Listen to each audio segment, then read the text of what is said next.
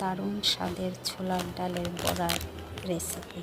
কুরকুরে মুচমুচে ছোলার ডালটা অল্প সেদ্ধ করে নিয়েছি। তারপর বেসন, লবণ, হলুদ, হিং, আদা, কাঁচা লঙ্কা বাটা দিয়ে ভালো করে মেখে নিয়েছি।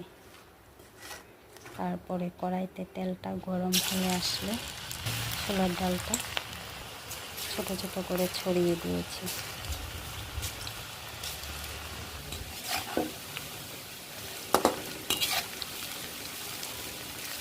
বড়াটা হয়ে আসলে নাড়াচাড়া করে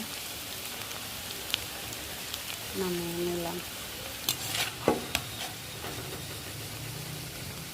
দারুণ মুচমুচে হয়েছে। এভাবে বানিয়ে কিছুদিন রাখা যায়, খেতেও দারুণ টেস্টি। ছোটদের তো খুবই পছন্দের একটা রেসিপি।